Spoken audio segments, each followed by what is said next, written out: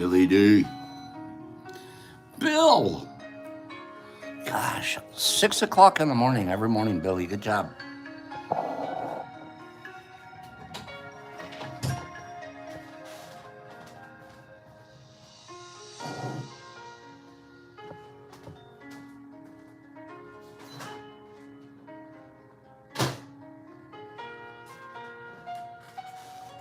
Good morning, everybody. Is it really Friday? Four Leaf, is it really Friday? 4-Leaf Friday. Wow. What was this? One of the fastest weeks in a while, huh, Vaggie? This was a fast week. Wazzy, this week went well over 90 miles an hour. I don't know about y'all. I don't know if you guys were climbing, but crawling, but I was like, yeah, nerdy, that's it. I was going probably over 90 most of the week, average. Good morning, Aaron. Larry B. I love it when I see my Larry B guy here. Vegas, what's happening? Have a good day, Wazzy. Vegas, what's happening? Why is the world speeding up on us? Summer. This week was rough. Yeah. And it's over. Pretty much. Close. We have one more wonderful day, though. Laura and Summer are in the same car. Laura and Summer are driving around in the same bus. Anyone else in Laura and Summer's bus? Vegas, get off the bus. Who else is on the bus? Summer's bus was rough this week. Laura got on board. Vegas is chasing the bus. That's what's happening, Vaggie. And Pops almost got run over by the bus. Good morning. Mini gym. There's a mini gym here. There's big gyms, little gyms, and mini gyms. There's all kinds of gyms. This is a gym. Tony G, get off the bus. It was a rough ride. Okay, it was a rough ride. Matter of fact, I'll tell you guys, let me show you what we could be riding instead of a bus. You ready for it? Say, Pops, show us one thing we could be riding instead of a bus. Okay? Oh, heck, I didn't say that. I got to go back and save it. You guys ready? Let me show you what we could be riding instead of a bus. Check this out. You have an arm to grab things. I'm about to jump inside and dive 100 meters underwater. Ready? And that's your interior. It's a two-seater. That right there is your screen with your compass, your speed and temperatures. That right here is your arm. And Yes, this right nerd. here is your remote control to drive this thing. It's gonna be freaking crazy. So right now we are 35 meters underwater. So look, so I have this little guy, Which is my arm. So I can actually bring that up. I can open and close. And that. To open it, I can also turn it. Twist it. You see, you twist it like that. Wow, this is crazy. So we have like a boat, a shipwreck. Right now we are 84 meters. Check this out. You have an arm to grab things. I'm about to jump inside and dive 100 meters underwater. Ready? And that's your interior. It's a two-seater. That right there is your screen with your compass, your speed and temperatures. That right here is your arm. And this right here is your remote control to drive this thing. this is gonna be freaking crazy. So right now we are 35 meters underwater. So look, so I have this little guy, Which is my arm. So I can actually bring that up. I can open and close. And that. To open it, I can also turn it. Twist it. You see, you twist it like that. Wow, this is crazy. So we have like a boat, a shipwreck. Right now. We are 84 meters. Is that crazy or wait a minute? Is that crazy? Exception, I want that thing so bad. I would rather go underwater. I've already, back in the day, I had a private pilot's license. I've let that lapse because I really didn't like flying at all. I really didn't. Flying was, might I say, boring. You just drive around, and it was a small engine, no instrument rating. You basically, I swear to God, I felt so scared all the time. I was driving around with in a little craft with a lawnmower engine on the front, and I'm just hoping the lawnmower engine lasts. So I probably flew solo by myself maybe 12 times over the course of a couple years. I did it because everybody else in the racing game, all the cool drivers were becoming pilots. So of course, because I'm a chameleon back then, I might as well go be a chameleon too. So if all the other chameleons are flying, I gotta go get a pilot's license too. The fun part was the learning part. How much you have to, all the pre-flight stuff and flight school, learning about meteorology and all of that other stuff. Because when you have no instrument rating, you have to really be on top of your weather gauge. So anyways, flying, I want to go around in the submarines. I was having this conversation with Brock a couple weeks ago. Why doesn't humanity spend more time? Vegas, it's good. It's a good thing to know and have done. It's like chalk it up on the old bucket list. Why isn't humanity moving more towards bubble worlds under the ocean? Don't you think we should be like developing like little ocean underwater cities? There's so much, so much of our planet is covered by water, and we would not be damaging so much of the geography. I would like volunteer to be one of the under the water guys. And I'm actually surprised that we haven't spent more time nerdy, like as a technologically advancing civilization. Why aren't we spending more time like building underwater cities? Huh? Something. I mean, obviously we're gonna screw that up at the end of the day too. We're gonna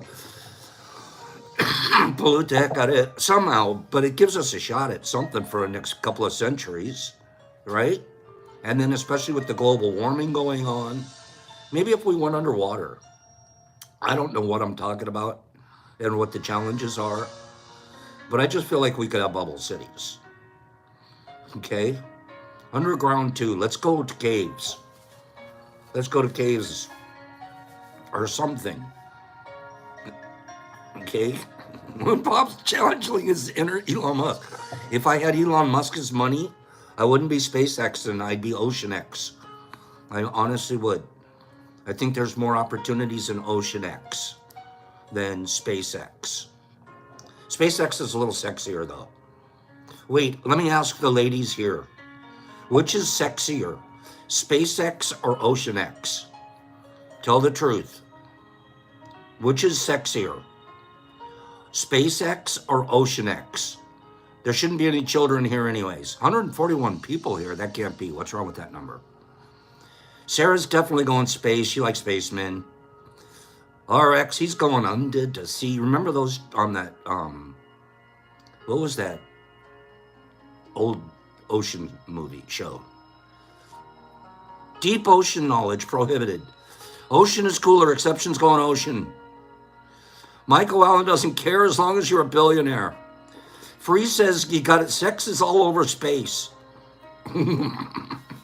Really? So, okay, not just women. Which is sexier? Do you want an astronaut or an argonaut? Astronaut or argonaut? Nerdy, isn't that what they're called? Argonaut? Is that what somebody in the sea is? I think they're called an argonaut. beep. That just came to me from my Jeopardy brain.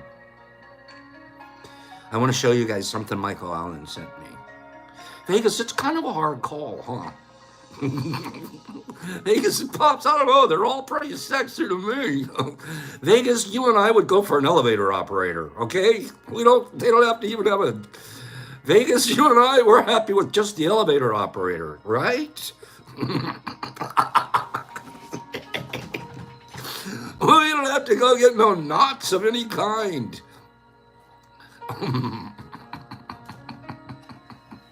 A space mermaid. Now, Tony G just mixed them. Okay? Vegas, I love you, my dear. She's my girl out there in Vegas, you guys. One of these days when I head to Vegas, you know who I'm going to go see. So, wait, let me show you this clip. It's about 2 minutes long. It's super duper interesting. I love the guy's delivery. I love the guy that's delivering the message. And I like the message. Let me put in a disclaimer. I don't know if the science is accurate. His science or the physics. And is Kim Bolden here? Kim would be closer to our fact checker on something like this. Because he's getting into cymatics and physics and stuff like that, which fascinating. And he may be 100% right, too, to be honest with you. I don't know. I don't have a background in any of that. But I do know that the message at the end of this message lines up with my vibrations. Lines up with my vibrations. Okay? You guys ready for this one? Give me 5 people that said vibrate us, Pops. And give me like 5 more likes. Please, just 5. I'm only asking for 5. We're 31. If I could get up to 36, I'd be like, my tail's gonna start acting like roughies. Okay, 32, here we go. My tail, here goes my tail. Woo! Oh boy, 32, no. I wish you guys, 36 were there. Okay. Michael Allen sent this to us. Pretty interesting. Bible has some good information here because they call the tongue a double-edged sword, and it's actually true. When you're speaking, you're casting a spell. That's why they call it spelling. Every time you speak, when you're praying, you're trying to cast a spell. They may not want to admit it, but you're trying to change a future reality into your own favor by speaking these and uttering these words. The problem is that a lot of people don't understand how to speak and what to say. They say things that create what we call cymatic frequencies. That's what comes out of your vocal box across the tongue and creates undulations across the atmosphere, and that's what we pick up as sound. But that sound wave is combined with the conscious thought that's layered on top of it. You speak something, but a conscious thought goes along with it, and that emanates into this grid that we're on, this energetic grid called the universe. In physics, they call it the membrane. And so this membrane, which is a universe, it takes this frequency and this conscious thought together, and it deciphers it. It can speak any information, any language, because it knows all, and it then mirrors it and sends it right back at you. So if you're speaking in a low frequency, I suck, and he suck, and I hate this dude, and F this, and da-da-da-da, the universe goes, oh, okay, that's what you like? Let's send that back. And you just get in the mirror, and the more negative you are, the more negative stuff happens. You got a problem for every solution. But when you start speaking higher level, right? When you begin to speak power over your life, when you start speaking positive affirmations over yourself and over others, all of a sudden the universe sees that and sends you back to high frequency. The Bible has some good information in it because they call the tongue a double-edged sword.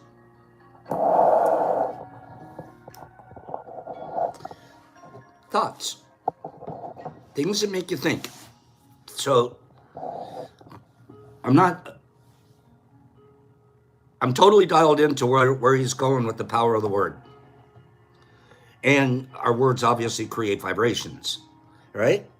Now, I don't know universal membranes and things like that. I'm not all the way there, but I'm willing to always learn and know more. At the end of the day, what he's really telling us is that there's power in your words. That's what he's telling us. That there's power in the vibrations you put out. And typically, and this is a universal truth, you will receive back the vibrations you send out. We're echo chambers. We're mirrors. Remember that as you send things out. We really are. And look at your life. Your life is a proof of it. When you're sending out wonderful stuff, you may still have some residual echoes that are due coming back to you, but the redounding effect of sending out that positivity is your life starts to get really positive. Prove me wrong. Go do it. You doubters, you skeptics, go try it. And then a year from now, after you've been doing it every day, you come back and say, you know what, actually my words aren't that powerful at all, and I'd like that conversation. Okay? And Stephen Curtis seems to want to have it. Prove it right. I do every day of my life, Stephen. Every day of my life. And I'm welcoming you. I welcome you to watch me progress. It's one of the fun things about this program. We've been here for almost 4 years, and you see so much progress with everybody here. We're calling that empirical proof. Okay? So let's not argue, and let's all allow that our opinions are our own. Now, what do I wanted to do next? Shiny, you talked to me in about 3 weeks. You're a rocket ship. Okay? Shiny says, I've shown myself a difference in 3 weeks, Pops. Okay? Look at all these people here telling us what they've grown. And you're doing it how? Because you're understanding your own personal power. And you're choosing to change old agreements into new ones. And there might be some proof in that. Okay? I don't think people show up here every day if it's not working. It's just a thought. Let's do this.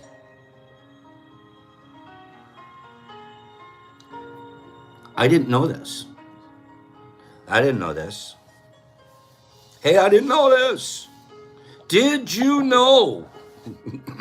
I'm going to do about 5 or 8 minutes of Did You Know? Wait a minute, before I do, let's do a scale game. It's Friday. Let's do a scale game. Okay? We haven't done too much of showing our supplementaries here because we've been taking our risk profile and trying to take it from a 12 down to somewhere near a 6. Okay? So we're close. Pacers, I'm glad.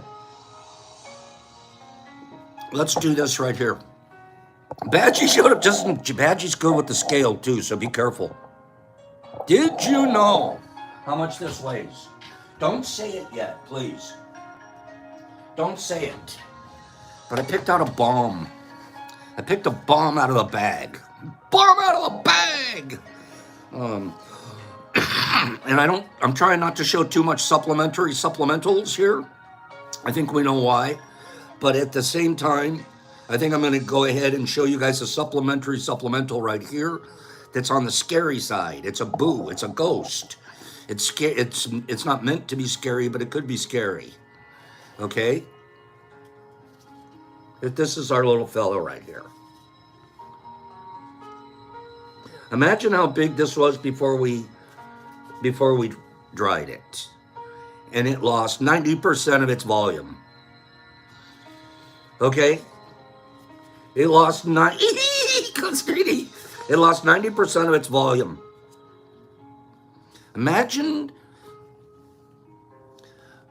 how big it was when we first brought it in the door.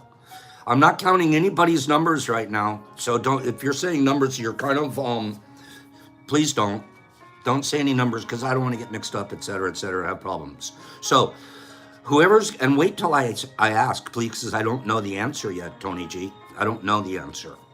Laura, I don't know. So I haven't put it on the scale yet, okay? So I'm going to put this on the scale. After I say go, I'll ask you guys to go ahead and give me your total after I say go. And I'll start watching my screen. And the first person on my screen that comes the closest without going over, that's okay, Tony. The first person to come the closest without going over, I'm going to send this to them. Okay?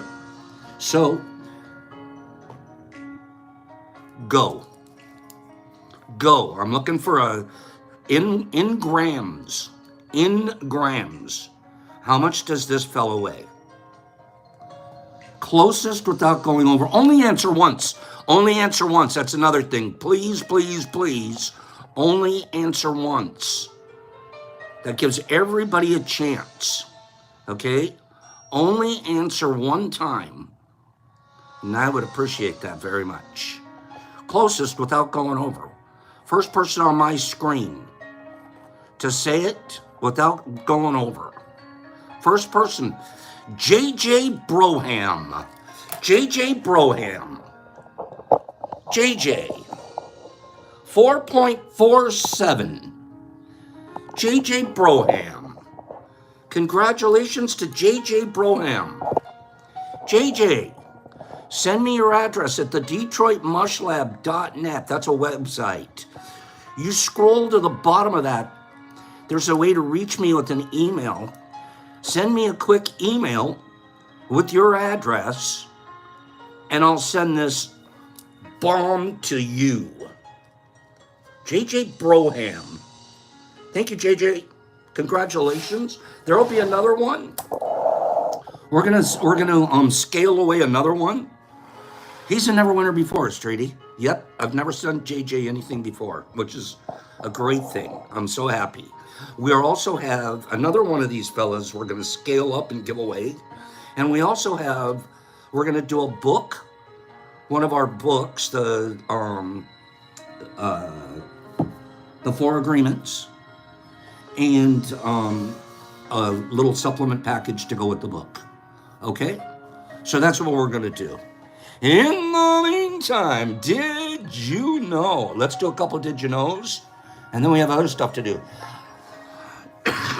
Did you know how many letters are in the Hawaiian alphabet? How many letters? Billy D, you need a book? Send me your address. Billy D doesn't even need to ask. You guys know Bill is on the West Coast, 6 o'clock in the morning, and he's literally, and I don't put pressure on you when I say this, Bill, because now you're like, I have to be the first one. No, you don't. No, you don't. No, you don't. But typically, Bill is one of the very first people to show up here every morning. He's like standing there at the door when I come with the gym key. Like I show up with the key, and Bill's already got his outfit on. Bill's already sitting there. Bill's already stretching. Okay? No kidding. Bill's an early morning stretcher. So just as I get to the gym, and it's 9 o'clock for me, right? And I go and I'm just getting ready to hit I look around, Bill's always there stretching, pulling up his crew socks, stuff like that. Billy, I need your address, and I'll send you one of these books. If there's anybody that deserves a book around here, it's a book I'll send it to Billy D. Okay? And Bill, keep on stretching. Hawaiian alphabet, not 13, 12. There's only 12 letters in the Hawaiian alphabet. Like, what? That's like, what? Badgie, we should be able to learn Hawaiian in about a minute and a half. That's all the letters there are. There's only 12. You want me to read them to you? You want me to? I thought there would be like 57. I thought they'd have their own. I thought they'd have special ones. A, E, I, O, and U. They covered all the vowels. They didn't cheat. They didn't chintz on the vowels. And then they decided, let's go ahead and grab a couple of the other letters, and we're going to call it a day. So they grabbed an H, K, L, M, N, P. And they went all the way to the end of the alphabet, and they grabbed a W. That was it.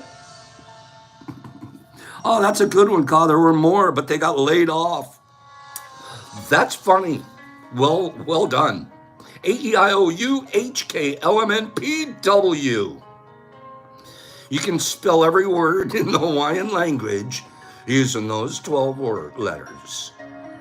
Wow. Kim knew this. We talked about this once before. Don't even bother giving your cats candy. Did you know that they can't taste anything sweet? They have no ability to taste something sweet. According to this, because of a genetic defect. Did you know? Cats have an anti-sweet. Makes sense. Not only don't they eat things sweet, but they don't act sweet that often. Okay? He's minded. Cats. Cats are weird. Every time you turn around, you find out another weird oddity about cats. But they're cool, too. It's like, I have to get another cat to run my house for me. Okay? Last cat I had ran the whole house. So I think I'll get another one. Did you know that your body contains about 100,000, wait for it, 100,000 miles of blood vessels? 100,000 miles. And each one of us walking around. 100,000 miles I'm carrying around with me. If I just stretched out like Billy D does, stretch a little, 100,000 miles. I'm a dog person too, but I like cats. 100,000 miles, Mr. Phillips.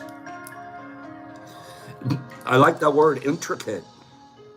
Cat, you do resemble that.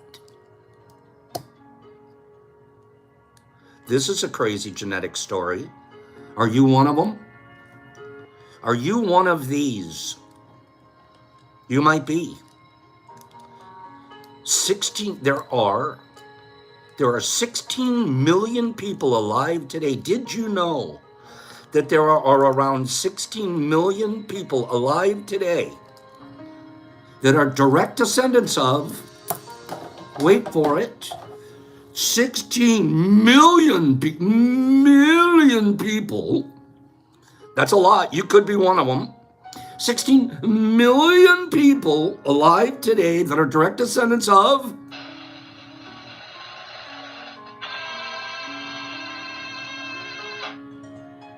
Paige already told us. Genghis Khan. How did you guys know that? 8 of you already knew that. What are we doing conning around? Genghis Khan, how did you guys know that? Is that like an old one? Is this something I should have known a long time ago? Oh yeah, Coach, you guys, there are about 5 of you all over it. Genghis, is that because Genghis was pillaging? Is that because Paige knows everything. 16 million people alive today that have a Genghis Khan DNA in them. No wonder we're still fighting each other. Niffer said this the other day, yesterday, when we were talking about how much Pop hates honey. Did you know that honey is the only food that doesn't spoil? Niffy knew that. And did you also know that 1 single teaspoon of honey represents the life work of 12 bees? We heard it was something different yesterday. This guy's saying 12 bees spend their whole life working their stingers off. Here's a teaspoon of honey. 12 bees went into your tea this morning. 12 bees' lives. The whole life. Wow. That's a lot. How many teaspoons of honey do you think we're eating in the United States today? Forget Greece and their love of honey. Now we're making the bees work, huh? We're putting those bees to work. Nerdy, do they have a synthetic honey? Like a phony baloney honey? Where it's not a natural? Is there such a thing? Tony G, I wish I'm back in, if I had more property or something, I would have beehives. I would be interested in a beehive. I don't want the honey. Fake honey, and it's mostly corn syrup. Okay. Yeah, that makes sense. I imagine they can get a lot of syrup from this, all the corn that we grow, right? Yeah. Okay. See, I say away from honey so much, I don't know which is real, which isn't, or what. I just avoid all honey. Except for Nifra Mama. She's my favorite honey. But she's local, so I can't be around her very much. Okay? Corn syrup and sweetener, that Deborah, that becomes our honey. Ugh. Corn syrup, I don't even use it for my LC. It's so sticky and icky. I'm over a corn syrup. I don't like corn syrup. She's like, if it's a Kroger, it's a fake. How about this? How would you like to live your life like this? You ready? I'm going to show you which species that we know of can only... I'm trying to get upside down. I'm trying to get my head upside down. Okay, it's not quite all the way, but it's close. I can only... Okay, I'm like this. Now I can eat. Now it's okay if I... Actually, I've got to get my head a little lower.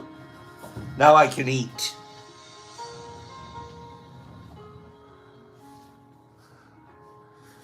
Did you know that flamingos only can eat with their heads upside down? Flamingo. It can only eat if its head is upside down.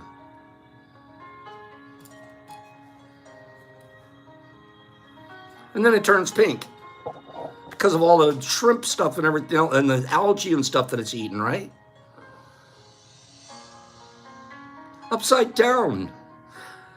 And then it's got that long neck bill. You got to talk to me, man. How does it upside down work its food? What in the plumbing is going on around here? Isn't that... Suzanne Summers working on her Thigh Master.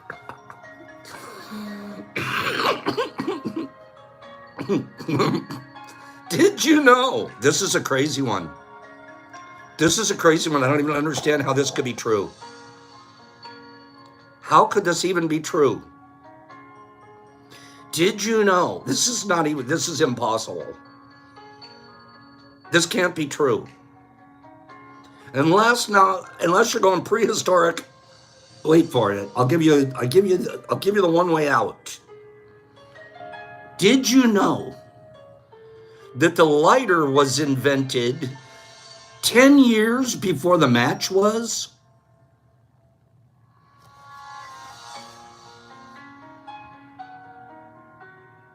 I'm gonna need a fact check on that. Oh, Ozzy, sorry about that. I need a fact check. Somebody volunteer. How could a lighter be invented before a match? Now I can see if it's prehistoric flint, and we start a fire with the little spark, lighter. And then we come along and we dip a stick in sulfur, that's a match. I suppose. How is a lighter older? Unless you're talking a spark of a flint I don't get it. Brock knows. Brock seems to know. Brock says it's grease traps. They're way older. We're going to actually have to have a class. It's making no sense to me whatsoever that a lighter was invented 10 years before the match. Unless it was some kind of a flinty, sparky situation. I don't get it. And then finally somebody came along with sulfur and dipped a stick in it and said, oh, look I made a match. Nerdy says the first match was 1826. Okay.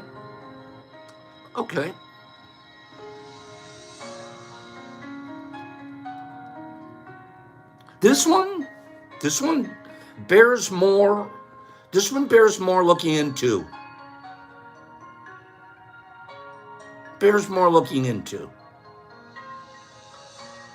First lighter was invented by a German guy in 1823. Nerdy's all over. 1823, and then you got a match in 1826. So you're looking at about a 3-year difference. Okay, you're looking at about a 3-year difference. Yeah, we're talking about modern matchsticks, I think, Double Belt. We're talking about the old sulfur dip in a stick thing. Wow, look at us looking into it. We're all like, wait a minute, we need to learn more. Nah, gotcha. Discovery learning. Look at us, smarty pantses. Good job, you guys. Thank you for looking that up. Thank you. It sounds so awkward. The first lighter functioned with. Next thing you know, Nerdy is going to be our Nerdy and Brock with the K are going to get with the C, Brock CK, are going to get together and they're going to have a lighter symposium for us. I'll go.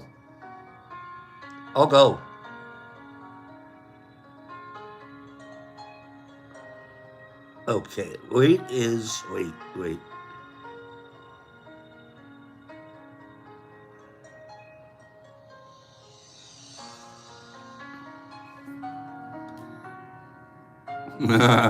You're so wrong, Jesus Christ.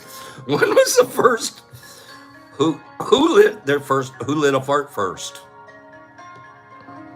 Does anybody know? Can you guys look that up? This is important. Jesus Christ in Australia needs to know. Who lit a fart first? Was it with a lighter or with a match? Or did they just use kindling from a fire like a caveman?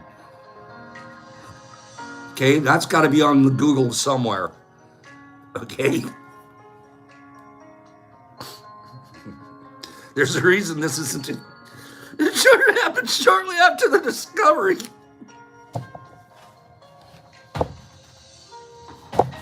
What caveman boy? Because it wasn't a girl. It was a total caveman boy, was. Caveman girl wouldn't do it. Okay. The first caveman boy. Hey, Papa. Papa.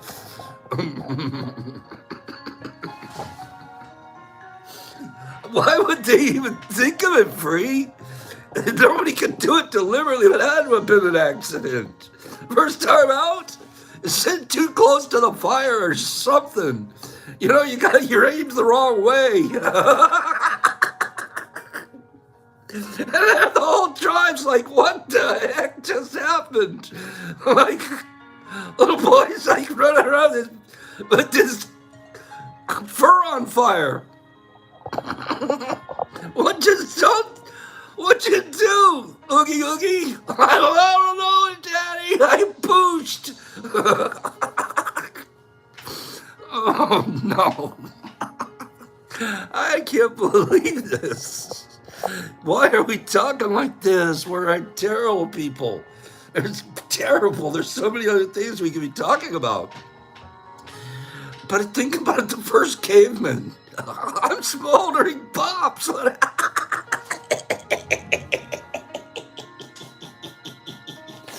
Oh, no. Oh, gosh.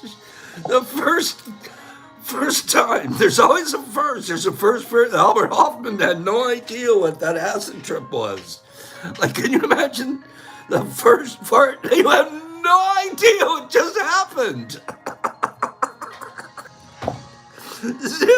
What just happened?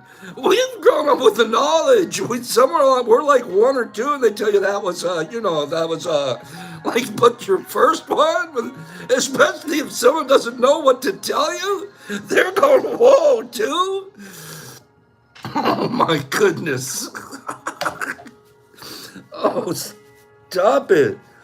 Okay, these are the things that crack me up. Billy, what did just happen? Make sure the kids are out. Okay? What happened to my eyebrows? Dude, what happened to my eyebrows?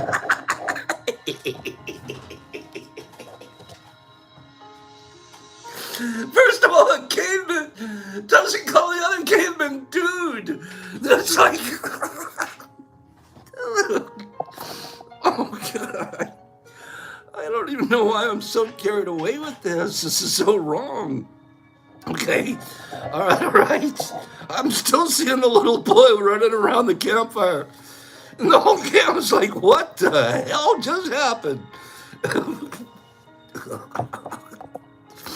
Oh, King, that's right. Who did that joke first? Why are fart jokes funny? What is wrong with us? We're all so embarrassed about them that we'll make them the funniest thing in the world. Ralph farts. He acts like it's nothing. It is. It's nothing. It's so natural. He doesn't even think about it. I used to have a dog. He farted. He'd get embarrassed. He'd, oh, don't know. Ruff's like, I fart anywhere. I don't care. I'm a gaseous little fellow. What? What? It's natural. So he's like, he's helped break some of my agreements about how creepy farts are. They're just natural. Okay, if he can do it, nature, I'm getting connected to that idea. Okay? Yeah. Remember back in the day? Oh my God, I remember this a couple of times. Come on, guys, you remember this. You remember it. You'd be out on a date. Hottie. First couple of times you were out with her. Bubble. Bubble. You're holding it. But you're having this conversation and you're straining. And you're like, oh boy. And you're not going to pull over and pull a one cheek sneak. You can't do that because you just don't know what the incendiary volume is going to be. So you're holding it. I've had come on. Has anybody ever kind of really hurt their stomach because they were holding it? In a semi-romantic situation. I don't know why I'm there. It's okay, I'm changing the subject now. Oh, gosh. No, boss, you can't do a tester because those get away from you. Those can, they have the older you get, the easier they get away, too. They get away, let me tell you. Oh, now that we've been talking about farts all morning, let's give something away. Give me a number between 1 and 50. Give me a number between 1 and 50. I'm going to give a book and some supplements to somebody. Go. Number between 1 and 50. You can do up to 3 at one time on a line, but give everybody a chance to answer, please. Don't fire away like a crazy man. Give everybody a chance. A book and a supplementary addition to the book. Okay? If you've already received the book or you already have the book, maybe let someone else win it. That would be cool too. Even though we have this automatic desire to play the game. All right? Let's give this book to somebody that doesn't have it. That'd be fun. I'm waiting. We've got 3 numbers. You can put up to 3 numbers on your line at one. Anthony Tatum. Anthony Tatum is the first 45 I've seen. Anthony Tatum, the number was 45, the first number of the shoot. Anthony Tatum. Anthony Tatum, see that address right there? That's a website. The DetroitMushLab.net. Go to that website, scroll to the bottom. There's a place where you just click on it and it'll send me an email. In that email, send me your address. And Anthony Tatum will be getting a book. Hold on. Tatum. I'm writing it down. He'll be getting a book and a little supplement. Okay.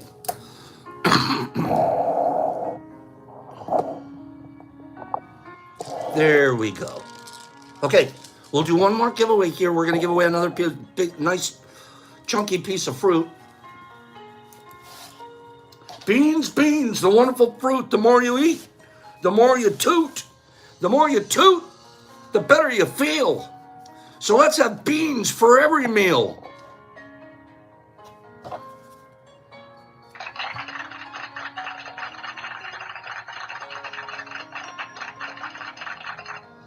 Okay, that's the end of farts for today. Now we're getting serious and we're going to, even though we were joking and we're allowed to have a great, zany, good time, nobody's feelings getting hurt. And if once in a while you're an adult and you do some fart jokes, it's extremely immature and it's a lot of fun. So go do it.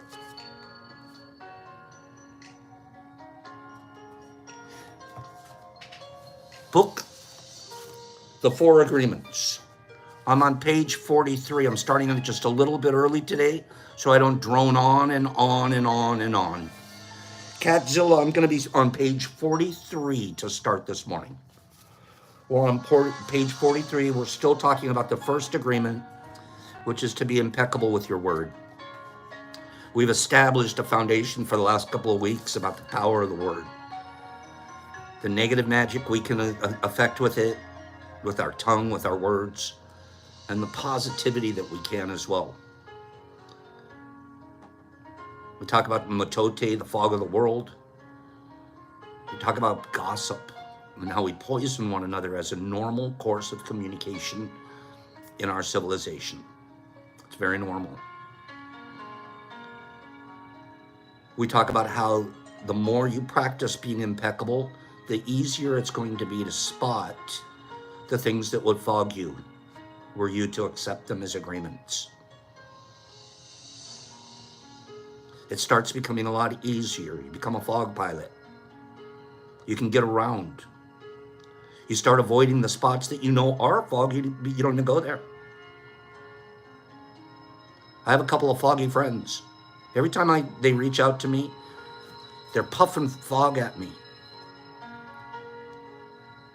I had a conversation with one just recently. I said, I don't know that I can continue to be your friend. I was being impeccable with them. I was saying, you're every time I deal with you, you're throwing fog at me. And then explained what I meant, very specifically. And I said, that isn't a relationship. That isn't what we're having. I haven't been able to make a change in you. I certainly don't value the things that you're bringing to this situation because it's all negative. Let's take a break. No, I'll change. Okay, well, let's practice on that then. We also train people how we want to be treated. We're the trainer. We're the one that puts up with whatever the relationship is. You get to define it. The other person does not define the relationship. You do. Every relationship you have, you're the definer of it. Every relationship that you have, you're co-involved. You've made a decision to be involved. Lately, my decisions include, do I get a lot of good out of it? If I'm not getting a lot of good at it, then I need to move to a place or another situation where I'm getting more good.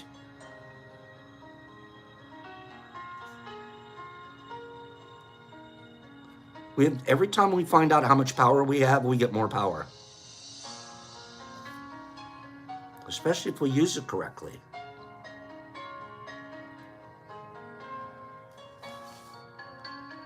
If we adopt the first agreement and we become impeccable with our word, page 43, any emotional poison in us will eventually be cleansed out. This is whatever that guy that we watched the video of early the show. I don't know what the universe does. I don't know where the membranes and cymatics, and I don't understand the physics of it. I don't know the physics. But I do know empirically, meaning having experienced it, I do know that it works. I actually don't know how a car works. I'm not that good of a mechanic. I'm a really good carpenter, but not a mechanic, an auto mechanic. I'm the guy, this is a true story, I'm the guy that doesn't even change his oil. I don't like oil. I don't like greasy finger stuff. I take my car to an oil change place. I pay the exorbitant fee. I could do it myself. I remember the last time I changed anything, I was about 18 years old. I tried changing the brakes on my VW. Bug. I blew it. Springs, pieces everywhere. I had to call a friend, come over and help me finish it. I hate doing cars. I decided a long time ago I'm not a mechanic. I don't care how a car drives. I'll drive it, I'm the driver. But I don't care what the combustion is. I don't care what the CCs. I don't care about how many displacements. I don't care about injection this or pop all that. I don't care. I just want the car to get me from A to Z. And if it does, it's a good car. I don't need to know how it works. I don't need to know how goodness works. I don't. I probably will never understand it. How the more I put out, the more I get back. How the more generous I am.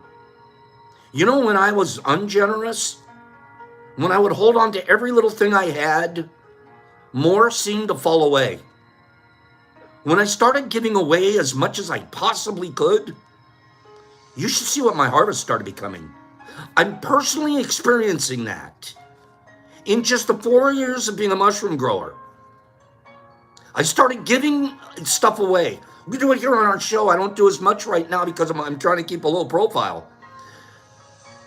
But I have to give away because I already now understand the physical principle that if I give away, I will receive.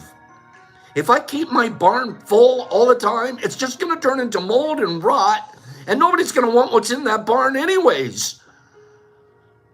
I can't use it all myself. I can't eat it and consume it all myself. I need to give stuff away. So there's space for me to put new and fresher stuff in there.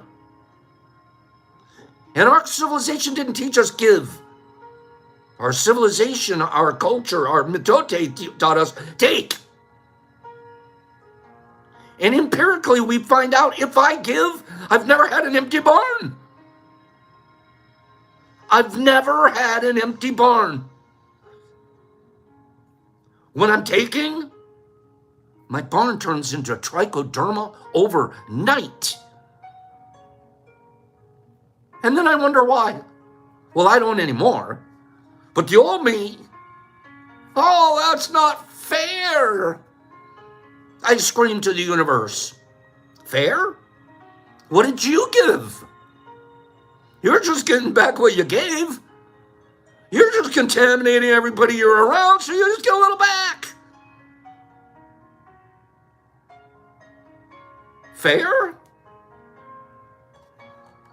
And we were taught that, Fred. We were like, the words were taught, it's better to give than receive. And then we're like, how big? My present wasn't big enough at Christmas. Mine's smaller than his. And you start doing scale eye against each other, and his is bigger and mine is. We're taught that. It's only when you experience the giving that you understand the power of it. It's only when you experience being impeccable that you understand the power of it. I don't have to understand how the car drives. I just have to understand the power of it. Push the gas pedal, it goes. I don't know how it got there. I don't know the ins and outs of the universe. I just know I go.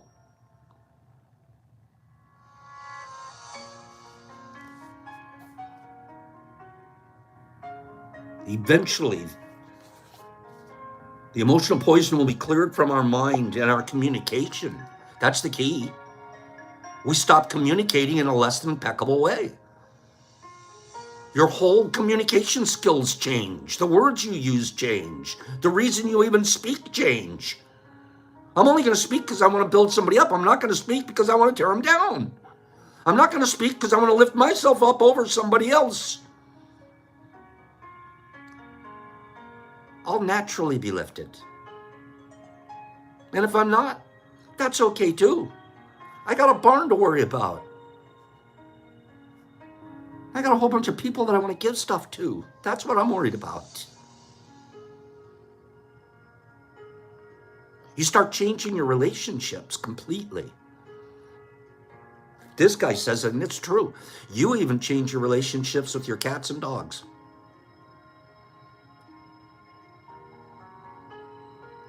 I started being more natural. Like, I look at Ruff and like, I've always had a wonderful relationship with him. It's not bad, ever been bad. But now I love him more than ever.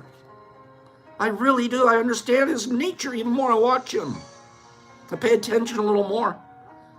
The nature of these little creatures is so amazing, and they live in your home with us. And they just want to be attended to and loved and get attention, get a little food, give me some exercise. I love you, I love you, I love you, I love you. It's beautiful. You stop kicking the dog. Impeccability of the word will also give you immunity. This is my favorite part. You could go out there and say, Pops called me a son of a bitch, and he said that I was a dick, and he also ran me under, and you could go out there and say that to anybody you wanted. Get a whole groundswell of people that you're telling that I did that to you. And inside I get to go, I'm impervious to that crap and that thing that you're starting and that little emotional poison jungle that you're growing. It doesn't impact me whatsoever. I have Teflon all over me for one reason. Not because I'm perfect, not because I'm better than you, not because of any other reason than one thing. I know I didn't say it. Those words didn't come from me. I only speak impeccably. And if I know that I only speak impeccably, and I actually practice only speaking impeccably, anything anybody says about me that is anything less than say he only speaks impeccably, I know it's not true. Boop. That's it. I don't have to wallow in it. I don't have to go back and prove them wrong. I don't have to say, play me the tape. I don't have to do anything other than go, I got spaces in my heart. I know I speak impeccably. That couldn't have happened. I don't know where that emotional poison's coming from, and I'm not going to participate. And I got to keep working on my barn. There's a whole bunch of people I want to give stuff to. You're impervious. You are walking Teflon because you didn't do it. Because you didn't say it. Now, if you might have, well, maybe it might have slipped out and I might have to go clean up that hot dog mess. That happens too. The impeccable person says, you're right, I did say that. I was out of line. I'm working on changing that whole part of me. I wish you would accept my apology. Is there anything I can do to make it up to you? It won't happen again. That didn't hurt me very much to do that. I'm not bleeding. I'm not. Matter of fact, the people around are going, whoa. I guess you can't keep talking crap. The guy owned it. And move on. You do it immediately. Do it right away because you knew it right away. Especially the more impeccable you get. The more impeccable I get, the easier it is to spot my hot dog spills. I spot them. I jealously guard my side of the street to stay as clean as it can. I don't go on your side of the street and worry about it. It's not my job to clean up the trash in your gutters and in your curbs and your overflowing trash cans. I walk my side of the street, and if I see a little cigarette butt, litter, I pick it up, I field strip it like you used to do back in the service, fluff off, and that's it. I don't like stains on my fresh white walls. In order to do that, I have to practice. I have to go out there and paint them white once in a while. I have to keep them white. I have to walk my street. I have to check for my litter. I have to make sure my side stays clean. And I like my side of the street. And I spot stains very quickly. When your side's clean, it's real easy to spot the, whoa, hey, hot dog wrapper, wait a minute. When did I do that? Oh, yeah, that's right. I did drop that hot dog wrapper. I got to go tell her I'm sorry. That's it. You know how easy it is? Pick up the hot dog wrapper, throw it in the trash, go tell her you're sorry, and your street's clean again. Do you pick up what I'm putting down here? Do you?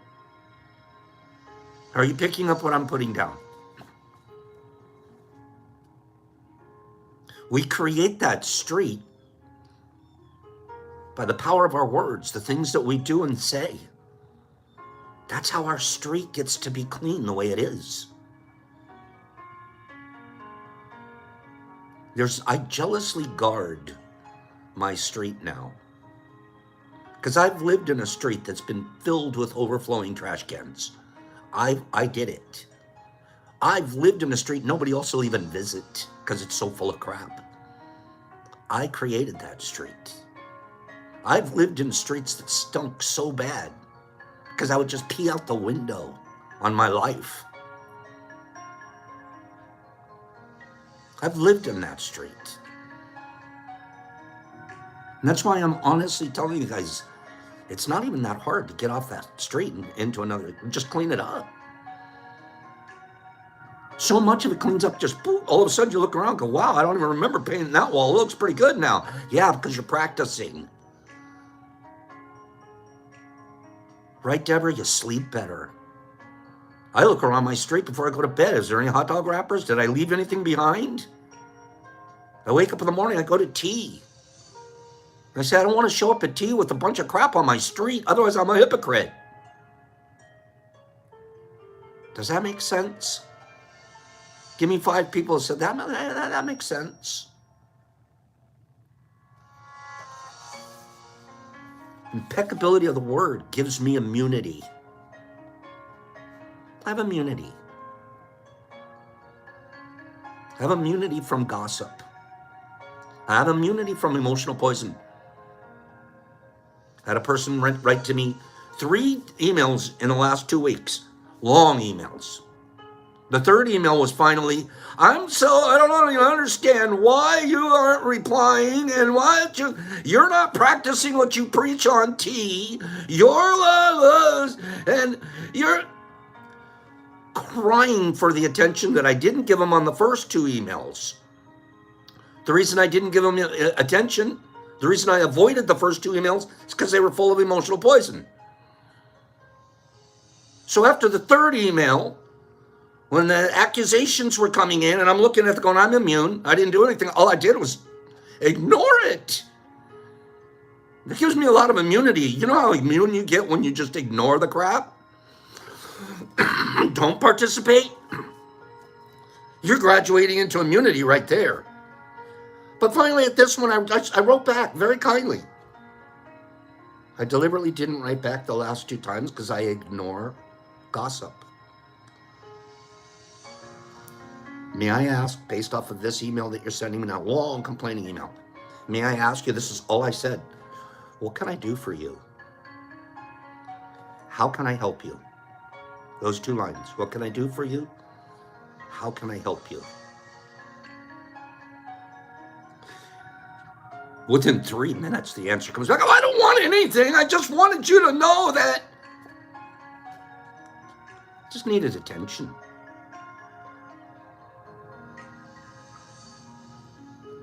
I'm not giving attention to the emotional poison. Not. They can find that somewhere else. If they needed help, all you got to do is ask. What can I do? If this is your way of asking for help, just tell me what help you need. Instead of attacking me and making a big problem and a big situation and going on and on, just what do you need? Let's work that out. Let's be impeccable with one another. I'm impervious to that crap. It doesn't impact me. And I'm not going to tell you that's always been the case. My good friend Exception here can remember when I wasn't this, when I wasn't this grown up. When I wasn't practicing this agreement as well as I do now. But I was still learning. I was still crawling. Now I kind of fly my agreement. You start getting really good at it. Impeccability gives you immunity Have a great day, Sarah. Have a great weekend. You're freaking me out. I'm almost done. You will only receive a negative idea if your mind is fertile for that idea. You'll only receive a negative idea if your mind is fertile for that idea. I will only open up and get into that gossip if my mind is fertile for it, right? Exception? We have grown. When you become impeccable with your word, your mind's no longer fertile for ground that includes words with negative magic. If you're intent and practicing impeccability, your mind starts to not even accept the negative magic. It starts to identify it and say, I don't even want you on my street.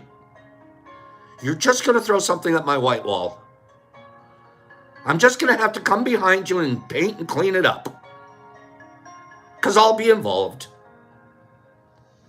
I see you coming.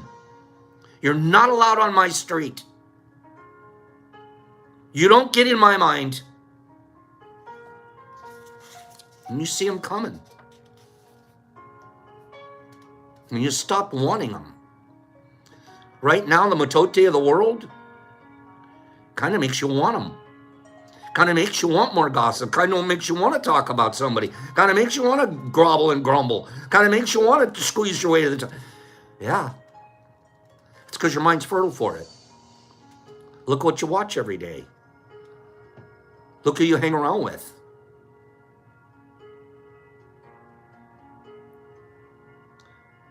When you start being impeccable with your word, your mind is fertile for words that come from love. You can measure the impeccability of your word. Listen to this. This is one of the best sentences in the whole book. This concept right here.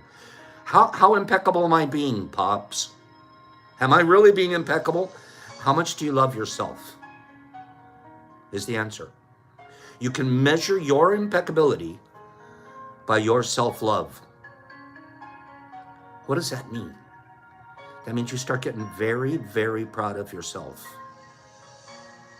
It means you start saying, I'm really doing a great job. Man, am I grown. Boy, do I like my white street. I'm doing such a good job. And you start feeding yourself more and more self-love.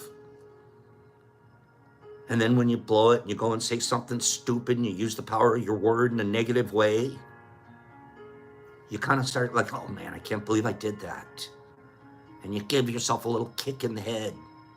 And then you go clean that part of the street, and you immediately understand that it was love of yourself that made you feel that ugh. Man, I shouldn't have done that. It's because you love yourself and you don't want to feel that. So then you don't do it again, so you don't feel it again, because you love yourself. And your self-love grows and grows and grows, because that's where we all start. We self-loathe. I came from self-loathing. That's where I came from. It's my background, self-loather. No matter how many skills, talents, or anything I had, I wasn't good enough. I was always searching for something different, always filling a hole with some other thing. Just loathed to, I couldn't see that this perfect creature was perfect just the way he was if he practiced more power. I made exactly the way I'm supposed to be.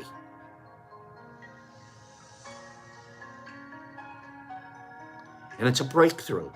It's when we break through self-loathing and we enter self-love. And it's like, whoa, I don't know, I'm not supposed to love myself, that's selfish. It's a whole concept. And it starts with respecting yourself. It starts with respect yourself. You know that you're going to do everything you can today to be impeccable. That's not the you that you were 2 years ago. As a result, you get to look at yourself and go, man, I'm really proud of myself. I'm growing. That's called self-love. And we practice self-love here.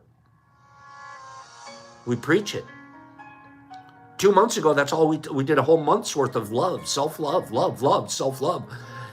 We need to understand that the people that we are is so powerful that if you can't love you have so much power. It's the unpowerful part of you that you don't love because you haven't been practicing. You haven't been practicing those wild talents and skills that you have. So you sit around and you sort of start feeling loathful. And you know that you have more to offer, but you're not. And you start kicking yourself. Well, you don't need to do that anymore if you're going to just be impeccable. Impeccable just means if you're not going to do it, don't say it. If you're going to do something today, just whatever you say you're going to do, you do. At the end of the day, you look back and go, man, that was one of the first times in a long time that I did everything I said I'm going to do. You go to bed, you feel really good. You wake up tomorrow, you do it again.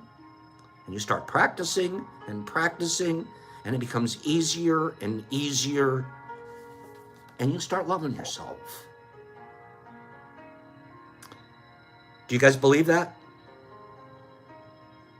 How much you love yourself and how you feel about yourself is in direct proportion to the quality and integrity of your word. How much you love yourself, how much you care about yourself is in direct proportion to the quality of your word. Because you're the one that knows. You're the one that knows if you're bullshitting or not. You're the one that knows if you tried your best today or not. When you're impeccable with your word, you feel good. You feel happy. I'm going to tell you one other thing you feel. I feel this. And I know you will too. Dude, you know what you do when you're impeccable with your word? It's a true story. I love this word. You feel filled with grace. Grace. Grace to give, grace to help, grace to care, grace to grow, grace to serve. You start feeling grace. Graceful. So full, that barn, I have to keep giving some of it away so I can get some more.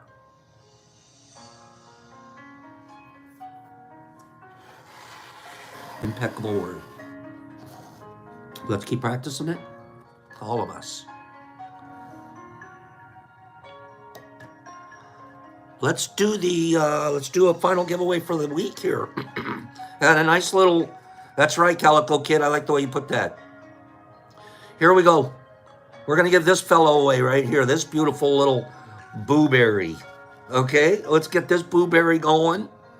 I'm going to put it on the scale right now. Give me one answer one time. Oh, that was, actually, this is the other one. I'm sorry.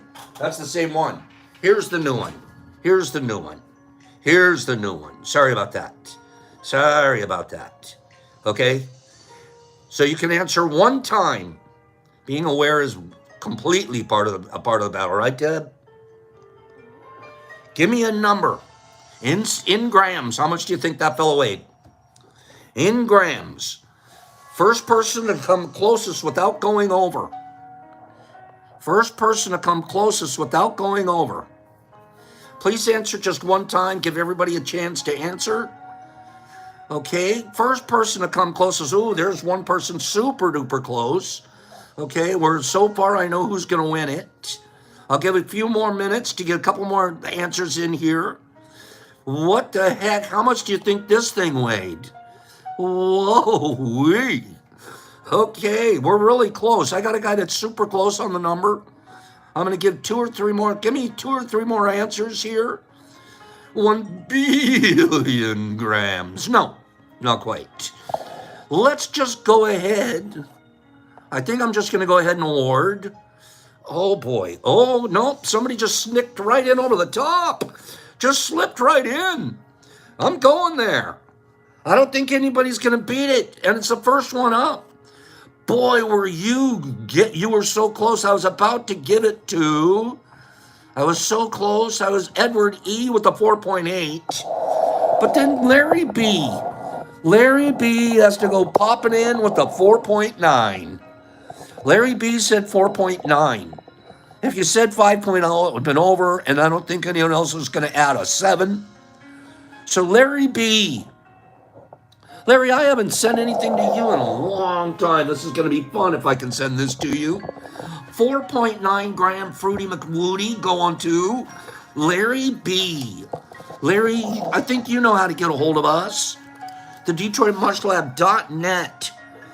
Send me your address at the email that's available there.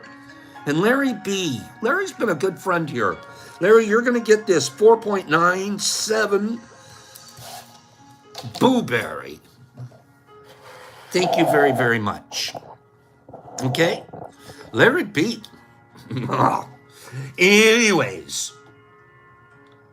If you guys didn't win anything this week, we'll be doing some more next week. We might ramp up the giving just a little bit more.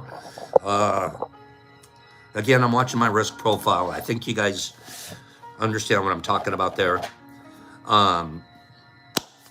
Would you guys go have a wonderful weekend, please? I love you guys, and I love our community. I love growing together. I love getting opportunities to talk about things that are important. I also love talking about where our mycology community is. I love our zany, goofy jokes and laughing. Double me over with laughter in the morning. My day starts out amazing, and it's because of a group of friends. So let's keep building this thing. Let's invite more people to our party. And then on top of all of that, let us practice being impeccable with our word.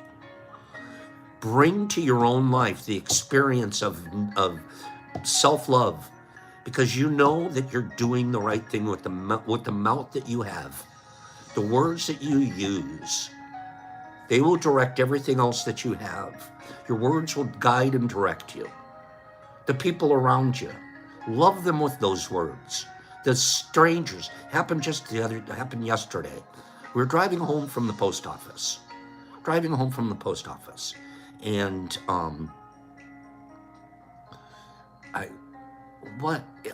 there was a couple of guys playing baseball on the street up in front of us. And the one guy missed the ball. And the ball's rolling down the street and it's heading right towards our car, right? So I open up the door to the car and I reach down and Pop fields it on the roll. It's rolling and my car's going this way. I open the door and I reach down and I grab this baseball. And I look over at Brock. And Brock goes, "Pops, are you one of the happiest people that's ever lived?"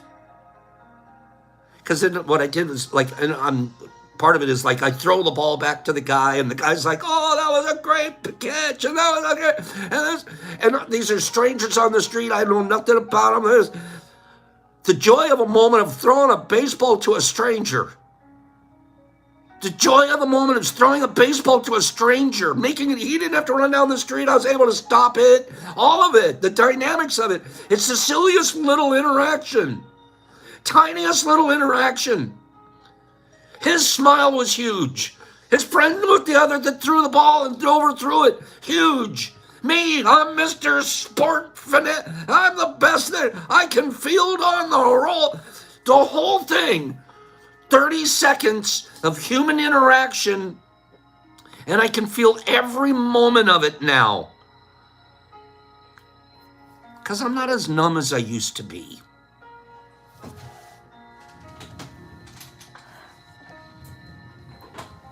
Life is so fulfilling. So, Pop save the day. A silly baseball. I can't even explain it. I did a poor job of explaining it. Life is these interactions, and if you're filled with self-love, everything that you do is just going to be fun. It's going to be grace-filled.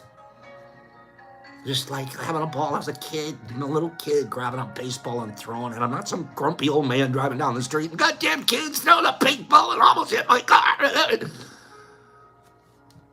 I know that guy. He lives across the street. I love you guys. Take care of each other. Take care of everybody you're around. Random strangers, doesn't matter. Be impeccable. Have a great weekend. I'll see you guys next Tuesday. And Brock will be here Monday to break the radio with you guys. Michael Patterson, Pure Joy. Jesus Christ, and Mike Barabal and Badgie. Getting outside, Nippy and Nerdy. Cleany, Shiny, Edward. Herbie, that's exactly right. That's exactly right. City Hundy. Sid Hund. Christopher Larson, I appreciate you. Mike Barabal, Shiny, SSW, glad to see you here. Freddie the Hink Man, Mike Barabal, Joe Dees, Satterwolf, Shiny, Kim. Be kind to each other, International Kindness Association. Ambassador Mike Barabal, Notorious, Too Cool. User and JW Owen and Pacers. And SSW, he misses you. Cleany and Laura and Christopher and Mr. Marmars and Herbs and Pace. And Jesus Christ in Australia. And Jimmy all the way to the max. CCS, he's my guy. Neo Simplex, Mike Barabal, Exception, love you. Laura, have a divine day. Jesus Christ, Justin, okay, Med Rosie. Cat Meowzilla, Michael Allen, Satterwolf 5280, all day, all day. Yep, I like that 52. Jesus Christ, Greeny, Billy T, Mike Barabal, Edward E, Pidgey, Page, Satter, Vegas. Have a beautiful weekend. No, fishing's over. Christopher Wazzy, Joey T's, Billy T, Anthony Tatum. Thank you for being here, Anthony. Jonathan K, all day. Let's practice being impeccable with our word, not taking things personal, not having expectations, and doing our very best today.